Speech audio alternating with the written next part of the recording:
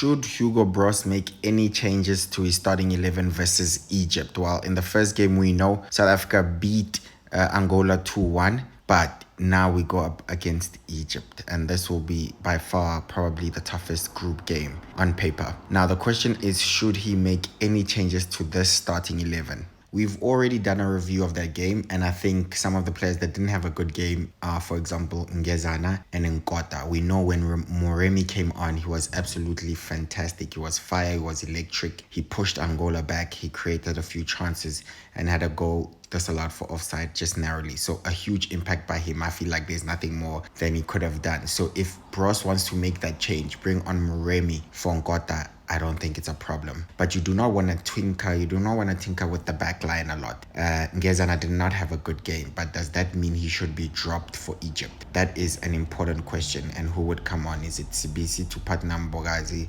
Does he give you stability? And I think Ngezana complements Mbogazi because of the height. So maybe those are the two areas that Hugo Broos is thinking about making a change. Another one could be in midfield. I do not think Sithole will go out, not at all, because obviously Egypt are a dangerous side. You want stability.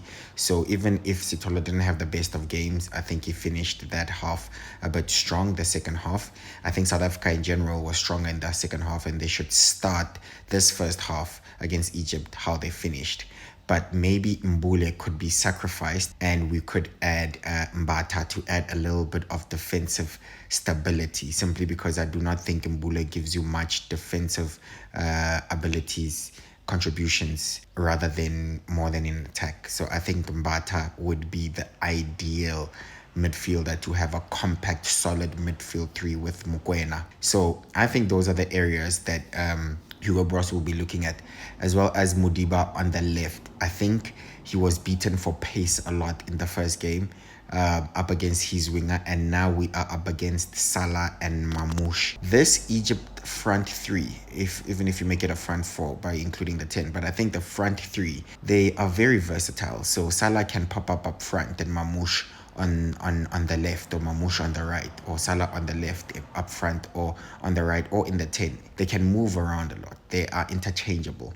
And I am fine with Khuliso Mudau. I think he'll be completely solid. I think Mudau will be fine. He'll be solid. He'll be up against the real test in Trezeguet as well as Mamouche when they interchange positions, right? But I do think Mudau is world class, and these are the games that, he has to prove that he can deal with any winger in the world.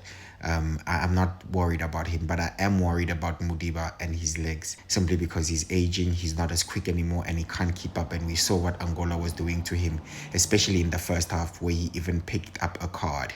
So because of his age, yes, his experience is absolutely great and he's amazing going forward, but because of his age, are we thinking, or is Hugo Broos thinking it will be better to bring a defender, a left back that will be able to keep up with the pace of Mo Salah, the threat of Mo Salah? Because Egypt are going to want to run, and especially on the transition, especially on the counter, Egypt are just going to want to run.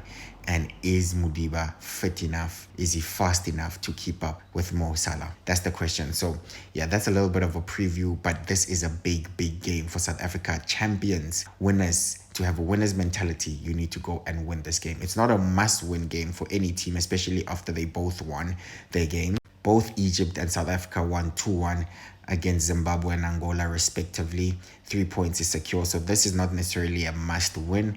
A draw could be fine for either team, but I do think it would be a sign of intention if either of these two teams go for the win. And I think Hugo Broos needs to show the African continent that South Africa is here not to participate, but to go for the title and win against one of the big boys, against the country that's won this competition the most, 7-time champions. It would be a real statement victory, just like when South Africa knocked out Morocco in the round of 16 last season to beat Egypt and qualify automatically for the next round. And obviously this would give South Africa that booked final confirmation that they are into the knockout stages, and it gives Hugo Broos the ability to rotate and rest some of his players in the final game against Zimbabwe. So that's why it's important to win, and it's also important to finish top of the group, because then you get a slightly more favorable opponent or draw in the round of 16. If you finish top of your group, you'll either play second or third, the teams that finish second or third. So it's very important that I think South Africa do not lose this game, number one, but you can try win it. You can really try win it and take the pressure off South Africa's shoulders and really show intention in this competition. So let me know what you think. Let me know what the starting 11 for Hugo Bross should be. Should he make changes? Like I said, ideally you do not want to tinker too much, especially early on in the competition.